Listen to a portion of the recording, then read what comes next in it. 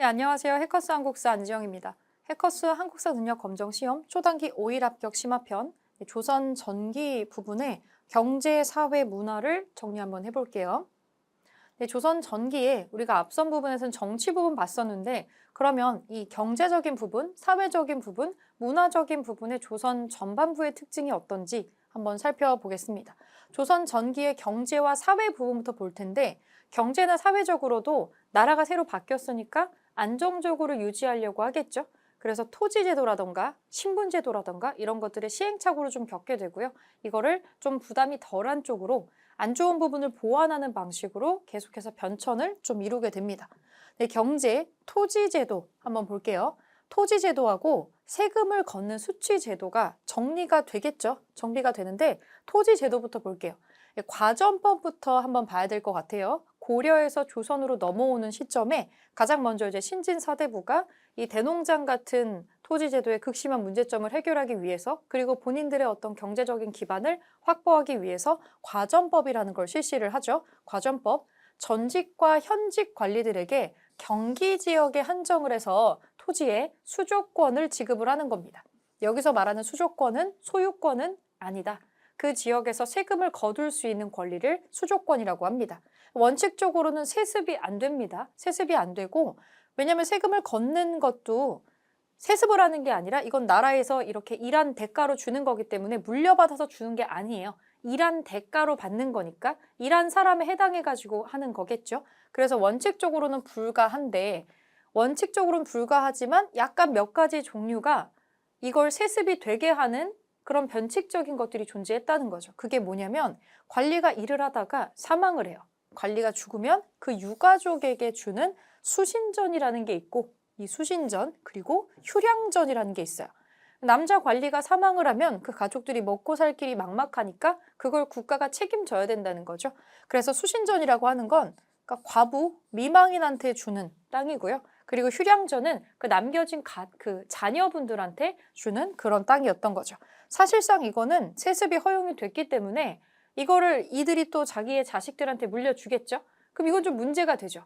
왜냐면 이거는 남편이 없으니까 이 경제적으로 어려우니까 요거를 준 건데 이들이 또 이걸 물려준다고 하면 이거는 이들의 자녀는 이런 상황이 아닌데 이걸 받는 거니까 재산으로서 이걸 받는 거죠. 그러니까 나중에는 이 토지가 문제가 돼요. 국가로 다시 반납이 되지 않는 토지였다 보니까 이걸 이용해서 부정적인 일도 많이 일어나게 되고요. 이런 게 등장을 합니다. 과전법. 그러다가 직전법이라는 거를 세조가 실시를 합니다. 토지가 세습이 돼서 이 세조 정도 되면은 이제 줄 게 없어요. 우리가 땅이도 그렇게 크지도 않잖아요. 관리에게 지급할 토지 자체가 부족해지게 됩니다. 야, 이건 근본적으로 토지 제도를 바꾸지 않으면 안 되겠다 생각을 하겠죠? 내용이 뭐냐면 현직 관리를 대상으로 전직한테 주니까 이게 감당이 안 되는 거예요. 계속 늘어나는데. 퇴직한 사람들까지 더블로 늘어나게 되니까 땅이 늘어나는 건 아닌데 그래서 현직, 지금 일하고 있는 관리를 대상으로 토지의 수조권을 지급한다. 소유권 아니고 수조권 지급하는 거고 수신전이나 휴량전 등등등 기타 등등의 명목으로 세습이 인정됐었던 토지들을 없앱니다. 국가에서 토지를 이제 관리하려고 하는 그런 모습이 보여요. 근데 이것도 문제가 생깁니다. 수조권을 가진 관리들이 자, 너 A라는 땅 요만큼 너에게 수조권 줄게 했더니 여기에서 나오는 곡식만 거두는 게 아니고 원래 거둬야 되는 양보다 더 많은 양을 거두기도 하고 이 사람들 데려다가 막 맘대로 쓰기도 하는 마치 그 지역에서만큼은 자기가 여기를 다스리는 사람처럼 혹독한 착취를 했다라는 게 문제가 됩니다. 자, 농민에게 과한 세금을 거두면서 문제가 됩니다. 그래서 어떻게 했냐면 직전법에서 다시 한번 바꿔서 성종 때에는 관수광급제라는 걸 해요. 직접 걷게 했더니 기준치보다 많이 걷잖아. 문제가 생기네. 이거 직접 걷게 하지 말고 나라가 걷어서 그것만 주자. 국가가 걷어서 관수, 국가가 걷어서 관이 걷어서 관이 주자. 관수광급제라는 걸 성종이 실시를 합니다. 소재지의 관청에서 세금을 대신 그 정해진 만큼만 거두고 이걸 관리에게 지급을 하는 방식으로 폐단이 일어나지 않게 하려고 하는 겁니다. 그러다가 나중에는 직전법이라고 하는 거를 완전히 폐지를 하게 되고요. 그러니까 수조권을 주는 거를 폐지했어요. 수조권 주는 거를 폐지하고 이제 녹봉 줍니다. 물질적인 급여죠. 쌀 가마니로 주든지 해가지고 녹봉을 지급하는 걸로 바뀌어서 이제 명종 때가 되면은 수조권은 완전히 소멸되게 됩니다. 걷는 권한 같은 거 설정하지 않고요. 정말 우리가 월급 받는 것처럼, 돈으로 월급 받는 것처럼 해당되는 녹봉만 받게 되는 거죠.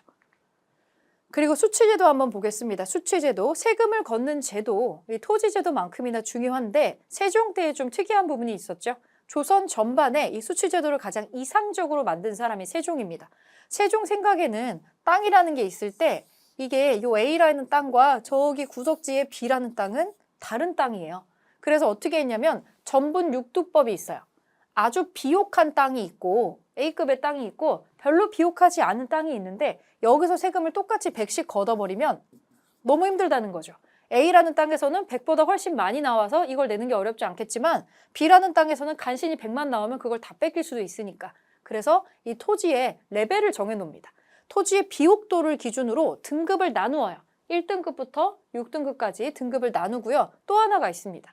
흉년이 들거나 풍년이 들거나 할 수 있겠죠. 우리가 어떻게 할 수 없는 이 환경적인 부분, 계절적인 부분 이런 거를 반영을 해서 그 해가 풍년이냐 흉년이냐를 9등급으로 나누어요. 연을 9개로 나누어서 요거를 만들어서 뭐 상상년, 하하년 이런 식으로 레벨링을 또 합니다. 그래서 토지의 비옥도와 그 연도의 풍흉을 기준으로 해서 공법이라는 거를 마련을 해서 세금을 가장 적절하게 거둘 수 있는 방법을 고민을 했던 거죠. 세종 때 있었던 겁니다. 수취제도 공법이라는 게 있더라. 기억해 주시고 자, 신분제도 한번 보겠습니다. 사실은 이 신분제도를 되게 많이 헷갈리시는데 기본적으로 고려시대나 조선시대는 양천제예요. 두 개밖에 없어요. 원래 양인이랑 천인밖에 없다는 얘기예요. 근데 이 사회적인 특징 때문에 원래는 신분제도에 들어가지 않지만 사회적으로 신분이 나뉘어버린 거예요. 우리가 양인이라고 하는 거 한번 볼게요. 양인에는 원래 양반도 들어가 있고 일반 상민도 들어가 있고 중인도 들어가 있어요. 다 들어가 있는데 얘네들이 이제 분리를 한 거죠.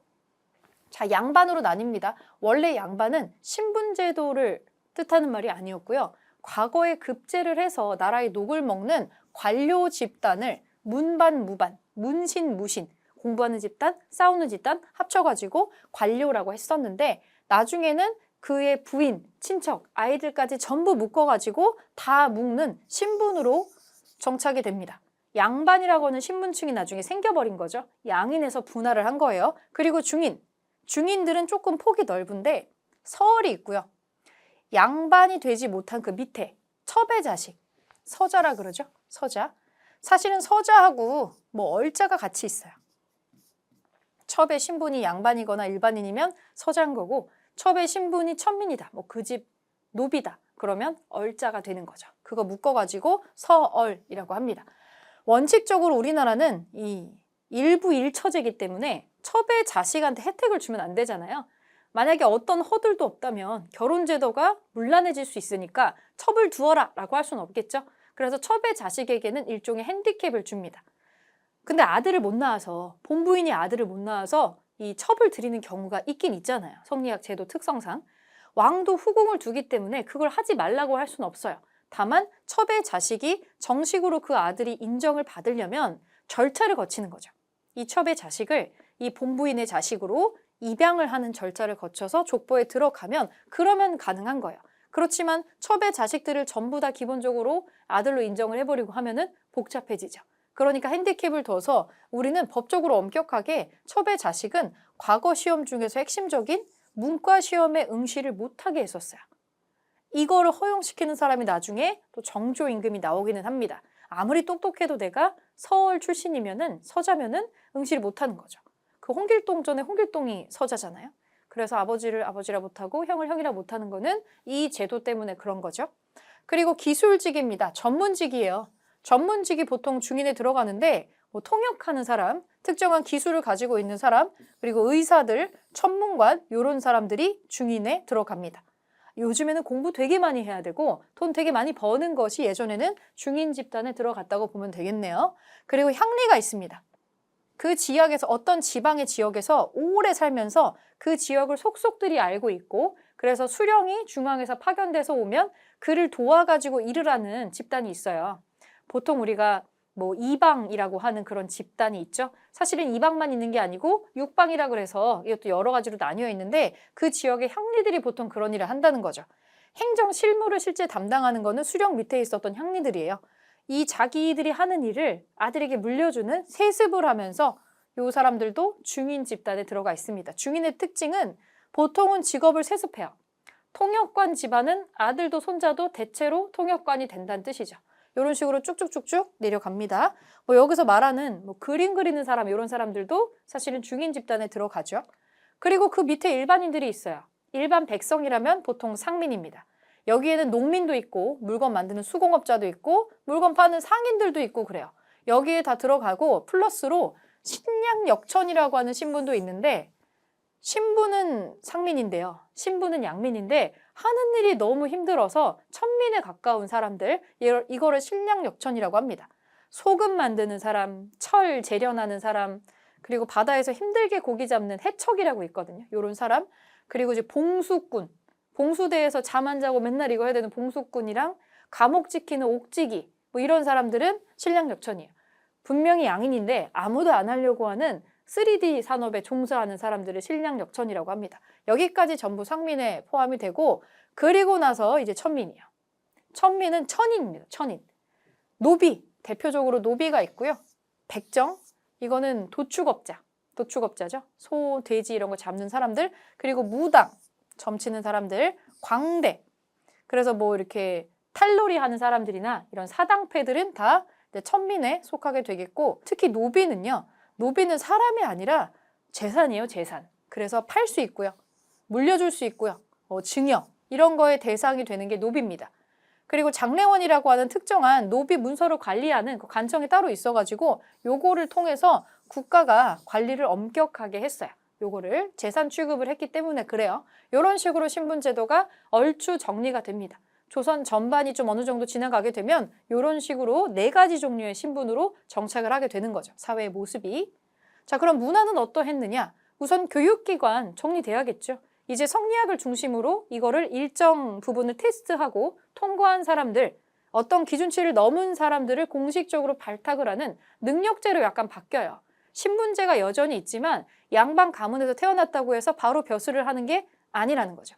과거라는 높은 산을 넘어야만 들어갈 수가 있는데 그 과거 시험을 준비하는 교육기관이 이렇게 다양하게 존재를 하더라. 그래서 유학교육에 아주 체계적으로 힘쓰려는 그런 액션을 좀 보이고 있습니다. 자, 지금 우리나라의 뭐 초등학교 과정이 일반적으로 서당이죠. 서당. 서당은 국가에서 운영하는 건 아니에요. 그냥 그 동네 마을에 드문드문 있는 건데 지방의 마을에서 거기에 좀 똑똑한 선비님이나 이런 사람들이 그 지역의 양반의 자제도 포함돼서 평민 자제까지 가르치는 서당이라는 집단이 있어요. 뭐 훈장이라고 하죠. 여기서 가르치는 사람들. 그리고 중등과정에서도 서원이라고 있습니다. 이것도 사립이에요. 이거 국가가 운영하는 거 아닙니다. 누구나 만들 수 있는, 양반들이 자발적으로 만들 수 있는 거고 지방에 주로 사림들이 요거를 썼죠. 교육을 시키는 기관으로. 여기는 특이하게 학교인데 제사 지내는 기능 들어갑니다. 선현의 제사와 성리학의 연구를 담당을 하고요. 이 공부하는 학교의 기능도 하는 거죠. 우리나라의 서원의 역사는 주세붕이라는 사람이 백운동 서원을 처음 세우면서 시작이 됩니다. 그리고 이 서원들 중에 서원이 되게 많거든요. 굉장히 많아요. 근데 이 서원들 중에서 뭐 최초의 서원이라든지 어느 정도 기념할 필요가 있는 서원이라든지 이런 게 있잖아요. 이런 거는 사액서원이 되기도 해요. 왕이 편액, 그 건물 앞에다 붙이는 한자로 뭐럭뭐럭 써있는 이런 거 있죠. 편액을 주는 거 사액이라고 하는데 편액을 받으면 여기는 사액서원이라고 하는 일종의 특수한 불가침의 어떤 영역에 들어가는 그런 신성한 장소로 발돋움을 하게 됩니다. 그래서 편액만 받는 게 아니라 책도 받고요. 노비도 받고요. 일부 뭐 땅도 받을 때가 있고 여러 가지 혜택을 받는 게 이 사액 서원입니다. 그런 것들이 남아 있어서 나중에 서원이 너무 많아져서 이 조선 후반이 되면 뭐 1000개가 넘는 서원이 전국에 있었다고 되어 있는데 이 서원들이 뭐 세금도 안 대고 혜택만 받고 이런 집단이 돼버리니까 나중에 흥선대원군이 이거를 개혁을 하는 과정에서 서원을 다 철폐를 해버리죠. 그런데 서원을 다 닫은 건 아니고 이렇게 사액서원이나 이런 것들은 철폐를 안 하고 남겨놓은 것들이 있어요. 뭐 47개 정도만 남겨놓고서는 전부 없애버렸다. 이런 얘기가 있는데 그 없애지 못한 서원에 포함되는 게 이 사액서원 같은 거라고 보시면 됩니다. 그리고 또 학교를 마저 보면은 중등과정으로 또 향교라는 게 있어요. 이 향교는 지방교육기관이고 이건 사립이 아니라 국가에서 운영하는 관학이죠. 관립이고요. 전국의 부, 목, 군, 현에 지방에 하나씩 설립을 합니다. 지방에 있는 국가가 운영하는 학교가 되는 거죠. 그래서 중앙에서 나라에서 교관, 교수나 훈도라고 하는 사람들을 파견을 하기도 합니다. 그 보면 여기 대표 건물로 이것도 마찬가지로 선현의 제사 지내는 기능과 그리고 이제 공부하는 기능을 쭉 같이 하고 있는 이런 것들을 찾아볼 수가 있죠. 그리고 사부학당은 한양, 향교는 지방, 이거는 한양에 설치가 됐고 중학, 동학, 서학, 남학이라고 그 위치에 따라서 이름을 부르는 게 있었어요. 그리고 최고 기관은 성균관입니다. 조선 최고의 국립학교이자 대학교죠. 대학교고요. 15세 이상으로 속과에 합격을 하면은 입학 자격이 주어집니다. 과거 시험을 여러분들 한 번쯤 들어보셨을 텐데 그렇게 쉬운 시험 아니에요. 과거급제한 얘기가 전래동화 같은데 너무 많이 튀어나와서 할만한가 보다 이렇게 생각을 하는데 진짜 힘든 시험이고 15살 이상이라고 지금 나이를 제한을 해놨지만 보통 양반집에서 태어나면은 한 5살 정도부터 공부 시작해요. 한자가 외울 게 많잖아요. 한자도 외워야 되고 기본적으로 한문이랑 중국어의 그 한문이랑 우리나라 말은 어순이 달라요. 중국어나 한문 같은 거는 예를 들면 어순이 거의 영어랑 비슷해요. 번역을 해야 돼요. 우리랑 쓰는 거랑 말이 완전 달라요. 그러면 우리는 말은 이 순서로 계속 했는데 조선시대에도 우리처럼 말하거든요. 우리 타임머신 타고 조선시대로 가도 말은 알아들을 거예요. 단어가 좀 어렵겠지만. 왜냐면 순서가 똑같거든요. 순서가 똑같은데 우리는 어순은 말할 땐 이렇게 쓰면서 글은 중국어처럼 써야 되는 거예요. 한문을 써야 되니까 이중언어를 써야 되는 거지. 그거를 자유자재로 구사하게 될 때까지 시간이 얼마나 오래 걸리겠어요? 굉장히 오래 걸려요. 심지어 이거를 갈고 닦아서 이거의 문필력을 또 시험을 보는 게 과거제도인데 단계가 굉장히 복잡하다는 거죠. 굉장히 오래 공부해야 돼요. 여기 보면은 속과가 있잖아요. 속과가 있고 이건 일종의 예비시험이에요. 예비시험이고 속과하고 본시험이 이거거든요. 대과가 있는데 속과 시험이 여기에 지금 나오는 것처럼 초시가 있고 복시가 있어요. 초시가 있고 복시가 있습니다. 이 속과에 합격을 해가지고 들어오면은 속과 합격생이 생원에 들어갔느냐 진사시험을 받느냐에 따라서 생원시나 진사시로 바뀌는데 생원시험은 유교 경전의 내용 자체를 시험 보는 거예요. 그 진사시험은 문의 창작 능력을 봐요. 뭔가를 짓는 거죠. 일종의 작문 능력을 보는 거예요. 그래서 사실 둘이는 똑같거든요. 허생원, 김진사가 있다면 사실 둘은 그냥 다 똑같은 속과 합격생인데 때에 따라서는 작문 시험을 조금 더 높게 쳤기 때문에 문학성이 들어가야 되잖아요. 그래서 진사를 살짝 높게 봤다는 그런 얘기들이 있습니다. 허생원, 김진사가 돼야 이 국가대학교인 성균관의 입학 자격이 주어지고요. 여기는 내 돈 주고 다니는 데가 아니에요. 국가가 다 돈을 지원을 해줍니다. 먹고 자고 하면서 대과 시험을 준비만 하면 되는 거예요. 그렇게 쭉 계속 하는데 여기 속과 시험에 합격을 해가지고 여기 생원시, 진사시 보고 들어가서 대과 시험을 보면은 대과가 한 번으로 들어가 있는 게 아니라 대과도 초시, 복시가 있어요. 그리고 하나 더 있어요. 여기는 전시라고 하는 최종 시험이 또 있어요. 이 전시는 임금님 앞에 놓고 보는 최종 시험인데 근데 대과의 초시하고 복시는 초장, 중장, 종장, 초장, 중장, 종장 이렇게 3개로 또 나뉘어 있어요. 이 토너먼트를 다 거쳐야 여기서 합격을 하면은 들어가는 거예요. 그래서 이 마지막 전시 합격자, 최종적으로 이 과거 시험의 한 타임의 최종 합격자는 항상 똑같거든요. 과거 시험의 최종 합격자는 33명이에요. 난다긴다 하는 전국의 똑똑한 사람들 다 모여서 33명 뽑는 거예요. 여기서 1등하면 장원급제예요. 생각보다 힘들다는 얘기예요. 정약용 알죠? 굉장히 똑똑하고 유명한 사람인데 정약용도 장원급제로 들어가지는 못했어요. 정약용도 차석으로 들어가는데 굉장히 힘든 과정을 거친다. 그러니 공부하는 기간이 상당히 길지 않겠어요? 평균적으로 벼슬을 받는 게 평균적으로 빠르면 20대 후반이고요. 그래서 좀 이 사람 천재다 싶은 사람들이 20대 중반이나 초반에 입봉을 하는 사람들도 있다는 거죠. 이 같은 사례가 그런 사례라고 볼 수가 있겠네요. 이렇게 교육기관이 존재를 하고 과학기술 발전한 게 조선 전기의 또 도드라진 특징이죠. 국가의 힘을 키우기 위해서 과학기술이 발전을 하게 되고 실로 눈부신 발전을 보이게 됩니다. 우리가 잘 알고 있는 세종 때 우리 땅, 우리 기술, 우리 음악, 우리 글, 우리 거에 대한 관심이 지대하게 높아지면서 우리에 맞는 것들을 개발을 하게 되는 일종의 눈부신 발전기라고 볼 수가 있겠습니다. 천문학 굉장히 발전하죠. 예전에 천문학이 발전하지 않았던 이유는 발전을 안 했다기보다는 우리가 하늘을 연구할 필요가 없거든요. 중국의 하늘을 연구한 거를 보고 그거를 가져다가 주로 썼는데 중국의 천문과 우리의 천문은 다를 수밖에 없어요. 위치한 데가 다르기 때문에. 그래서 거기서 연구한 결과가 우리한테 딱 맞지 않았던 거죠. 우리 땅을 제대로 살피고 돌보기 위해서는 우리 하늘을 바라볼 필요가 생긴 거예요. 그래서 천문학이 발전을 하는데 자경루, 앙부일구 이런 거 있죠. 시간을 또 제대로 알아야 하루를 나름대로 나눠서 쓸 수가 있을 테니까 자경루, 앙부일구, 물시계하고 물시계랑 해시계죠. 물시계, 해시계가 있고요. 시간 측정하는 거 있고 비의 양을 재는 어느 계절에 어느 시점에 비가 한꺼번에 많이 오냐 이런 거를 측정을 해서 농사를 짓는 스케줄을 짤 수가 있습니다. 추구기, 강우량을 측정하는 거 이게 다 세종 때죠. 그리고 하늘의 별자리라든지 천문 같은 거 천체 관측하는 걸로 혼천이와 간이라는 게 있었습니다. 요거 우리가 장영실이라고 하는 사람 발탁해가지고 이런 거 다 만들게 되죠. 노비 출신의 뛰어난 기술 과학자입니다. 이렇게 보시면 되고 역법, 한양을 기준으로 한 역법서입니다. 달력 쓰는 것도 우리가 다 중국에서 만든 거 갖고 왔다가 천체의 운행이 다른데 똑같지 않겠죠. 아무래도 편차가 있겠죠. 그래서 우리의 하늘을 기본으로 역법을 만드는 게 칠정산이에요. 내편이 있고요. 외편이 있는데 이순지라는 사람 시켜가지고 요것도 만들게 됩니다. 우리 거에 집중해가지고 뭔가를 하는 거 칠정산 기억해 주시고요. 자, 인쇄술 발전하죠.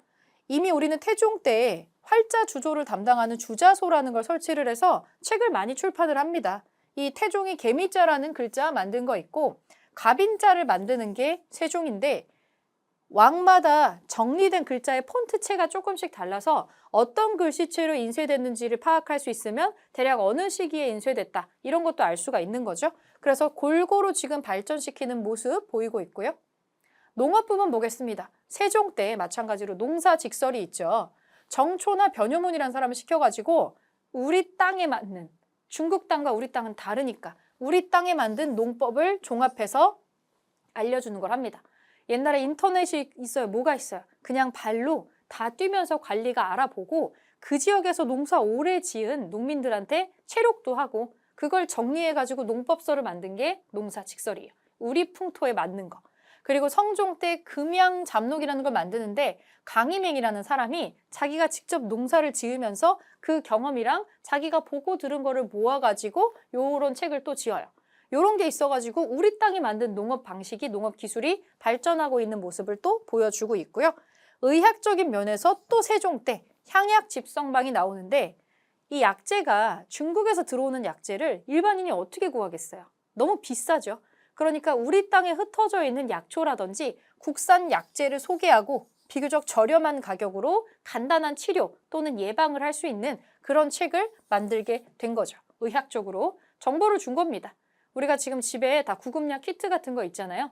집에 두지는 못하지만 우리의 산천에 지천으로 널려있는 국산 약재를 적절하게 쓸 수 있게 이런 것들을 정리해서 준 거죠. 자, 건축과 예술 부분, 문화 부분 한번 보겠습니다. 새로운 건물 만들어지겠죠? 그리고 그림과 도자기 부분까지 한번 볼게요. 건축적인 거. 왕조가 바뀌었어요. 왕조가 바뀌어서 궁궐도 다른 곳에. 수도를 바꿨으니까 그 수도를 수도처럼 보이게 하는 임금이 치세하고 생활하는 공간 만들어야겠죠? 궁궐 다시 짓습니다. 경복궁. 지금 서울에 조선시대 궁궐이 5개가 남아있어요. 경복궁, 창덕궁, 창경궁, 경희궁, 덕수궁 이렇게 5개가 있는데 지금 5개가 남아있는 거고요. 사실은 5개보다 많았던 적도 있고 5개보다 적었던 적도 있어요.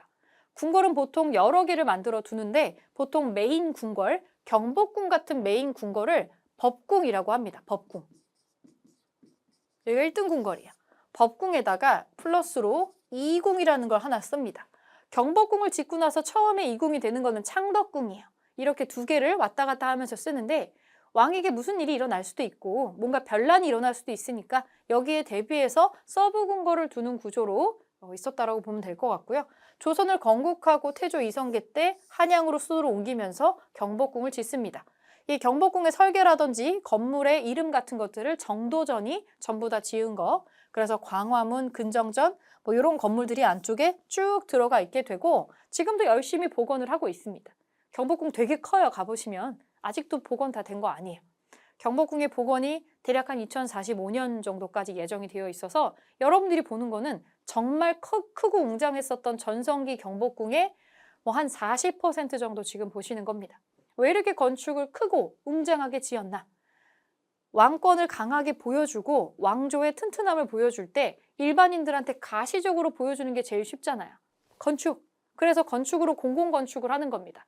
경복궁 짓고 그리고 또 밑에 나오는 종묘하고 사직 같은 거 짓고 하는 거죠. 궁궐 중에서 두 번째로 만든 거 창덕궁인데 태종 이방원이 만든 거죠. 여기는 5개 궁궐 중에서 유일하게 유네스코 세계문화유산에 등재가 되어 있습니다. 다른 궁궐이 별로고 창덕궁이 제일 좋아서 등재가 된 게 아니고요. 우리가 이것만 신청을 했어요. 창덕궁이 유네스코 들어간 게 1997년인데 사실은 요 1997년 당시에 요 언저리에 경복궁은 한참 공사하느라 정신이 없었고 창경궁도 우리가 너무 오랫동안 동물원으로 쓰다가 그때 막 뭔가를 바꾸고 있는 중이라서 우리가 뭔가 올려볼 수 있는 게 그렇게 많지 않았어요. 시설이 가장 많이 남아있는 게 창덕궁이었기 때문에 창덕궁만 신청을 한 거지 다른 궁궐이 별로여서 그런 건 아니에요. 그리고 창덕궁, 창경궁은 완전히 붙어 있고요. 거기 바로 아래쪽으로 종묘가 있어요. 종묘. 왕과 왕비의 신주를 모셔놓고 제사 지내는 사당입니다. 이거는 유네스코 세계문화유산에 등재가 되어 있죠. 아시아에서 가장 가로로 긴 건축물 정정건축으로 유명한 곳입니다. 그리고 또 밑에 보니까 건축적으로 해인사 장경판전이 있는데 해인사라고 하면은 팔만대장경이 떠오르는데 이 팔만대장경은 고려시대 때 몽골이 쳐들어와가지고 만든 건데 이게 왜 조선시대에 들어가 있지 싶으실 텐데 팔만대장경 자체는 고려시대에 만든 게 맞지만 나중에 그 수많은 경판을 그게 진짜 한 네모나게 이만하거든요. 판 하나가. 요게 8만 개가 넘어서 팔만대장경인 거예요. 요거 썩지 않고 뒤틀리지 않게 보관하는 건축 필요하겠죠? 그 경판을 보관하는 건물을 만든 겁니다. 해인사에. 그게 장경판전이에요. 이게 유네스코에 들어가 있다는 거예요. 이거를 세운 거는 조선시대인 것 같은데 뭔가 햇빛이 들어오고 습도가 조절되는 거를 기계를 쓴 게 아니라 자연적인 건축의 모양과 각도만으로 온습도를 적절하게 유지할 수 있게 만든 게 해인사 장경판전입니다. 여기에 굉장히 놀라워하면서 유네스코 세계문화유산에서 등재를 오케이 한 거죠. 이것도 같이 기억해 주시고 또 원각사지 10층 석탑이라고 있네요. 세조 때 그 원나라 탑의 양식과 경천사지 10층 석탑의 영향을 받아가지고 세워졌다고 돼 있는데 10층이라고 돼 있는 거 보니까 층고가 되게 높겠죠. 그리고 대리석으로 만들어서 하얀색을 띠고 있습니다. 똑같이 생긴 거가 경천사지 10층 석탑, 고려 말기에 지어진 요 탑이 있는데 용산의 국립중앙박물관에 가면은 1층 끄트머리에 이 탑이 서 있어요. 그리고 이거랑 되게 똑같이 생긴 걸로 원각사지 10층 석탑이 있는데 이거는 종로 한복판에 있죠. 이거 있는 공원이 탑골공원이죠. 우리 3.1운동의 시작점이었던 탑골공원에 이 탑이 들어가 있기 때문에 여기를 탑골공원이라고 해요. 그래서 둘이 거의 쌍둥이처럼 생긴 탑이라는 걸 확인을 해볼 수가 있습니다. 자, 예술 부분 보겠습니다. 그림 부분에서 조선 전기의 특징은 안견이라고 하는 사람이 그 안평대군의 꿈 얘기를 듣고 그 꿈속의 풍경을 묘사한 목류도원도라는 그림이 있어요. 굉장히 길쭉한 10m가 넘는 장대한 그림이고 이게 안타깝게도 현재는 우리나라에 없어요. 임진왜란 당시에 일본으로 넘어갔다고 되어 있는데 덴리대학교라는 데서 소장을 하고 있거든요. 근데 좀 반가운 소식은 이거를 다시 우리나라 쪽으로 반환을 하겠다라는 소식이 들어왔다는 거. 요거가 반환이 되면 당연히 여기랑 관련된 문제도 한능검에 나올 수 있겠죠. 이렇게 참고해 주시면 좋을 것 같고요. 그리고 고사 관수도 이렇게 노인이 이렇게 물 바라보고 그냥 편안하게 앉아있는 그런 건데 안빈낙도하는 그런 그림 같은 거 선비들이 이상적으로 생각하는 검소하고 욕심 없이 그냥 산수에 들어가서 사는 그런 선비의 모습 같은 거 그린 거 보통은 유교적으로 이상적이라고 생각하는 모습들이 그림으로도 그려지게 됩니다. 그리고 아직까지는 실제 우리나라의 풍경이라던가 그런 걸 그리지 않고요. 꿈속의 풍경, 상상 속의 풍경, 그리고 중국의 산수 이런 걸 그립니다. 진짜로 보고 그리는 것보다는 일종의 내 마음속의 풍경인 심경을 보통은 그리는 거죠. 중국의 산수나 우리나라의 진짜 풍경을 사실적으로 묘사하는 그림들은 좀 뒷시기에 나오게 되고요. 그런 건 진경산수화라고 또 따로 부르는 카테고리로 나오게 됩니다. 그리고 신사임당의 초충도나 이런 그림들 중간에 나오는 거 이런 것도 기억해 주시면 좋을 것 같고, 자, 공예품에서는 도자기를 기억을 좀 해줄 게 있는 것 같아요. 도자기가 시대별로 특징이 뚜렷해서 도자기의 역사를 보면은 한국사를 정리할 수 있다고 할 정도입니다. 고려 시대는 청자, 조선 시대는 백자죠. 그렇지만 청자에서 백자로 넘어갈 때 바로 점프한 게 아니라 중간에 과도기가 나와요. 고려 시대 후반부부터 조선 시대 초반까지 제작된 분청사기가 있습니다. 우리가 고려 시대 때 청자 만들 때 그 맑은 청록빛을 내는 게 사실 쉽지가 않아요. 나무도 엄청 많이 들어가고 흙도 잘 골랐어야 되고 유약도 배합을 해야 되고 해요. 그리고 한번 가마에 불을 떼면은 한 열흘에서 보름 정도 계속 불을 떼야 되는데, 그때 우리가 고려 말기에 몽골이랑 전쟁을 하잖아요. 몽골이랑 전쟁을 뭐 근 40년을 합니다.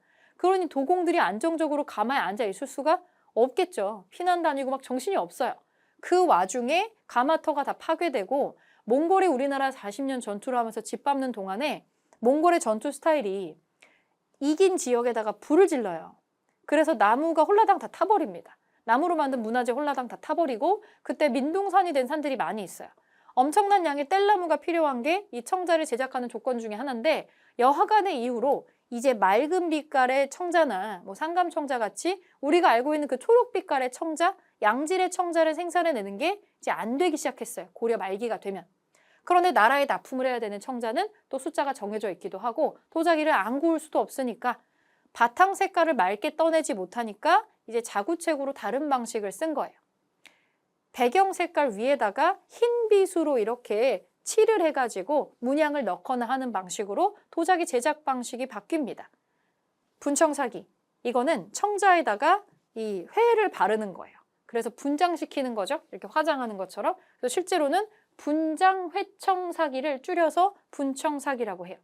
이 분청사기가 조선시대까지 넘어왔고요. 조선시대의 풍토상 이미 중국에서는 백자가 유행을 하고 있었는데 이 백자를 만들려는 시도를 계속해서 해요. 근데 백자 만드는 게 청자보다 가마를 굽는 온도에서 조금 더 힘들어요. 온도를 더 올려야 돼서 100도 이상 더 올려야 돼요. 이 100도를 올리는데 100도 이상의 온도를 올리는데 사실 상당히 많은 시간이 걸린 것 같고요. 그 안에 우리가 백자를 흉내낸 분청사기를 만들어요. 고려 말기의 분청사기는 조금 색깔이 더 탁하다면 조선시대에 만든 분청사기는 하얀 색깔로 덧칠을 해서 얼핏 봤을 때 흰색처럼 보여요. 그리고 여러 가지 자유분방한 모양과 문양을 가지고 있다라고 하는 게 좀 특징 중에 하나죠. 우리나라 사람들은 백자하고 청자, 또 외국인들도 백자, 청자 좋아하긴 하는데 요즘에 저기 프랑스나 이런 데에서는 분청사기를 굉장히 좋아한대요. 똑같은 게 거의 없거든요. 왜냐면 청자 같은 거는 이걸 사는 층이 향유하는 계층이 딱 정해져 있었어요. 되게 비싼 거니까. 그런데 분청사기 같은 경우는 일반인들도 받아서 썼던 것 같고 의뢰를 받아서 썼다기보다는 이걸 만드는 도공이 내가 만들고 싶은 모양과 방식으로 여러 가지 시도를 많이 했어요.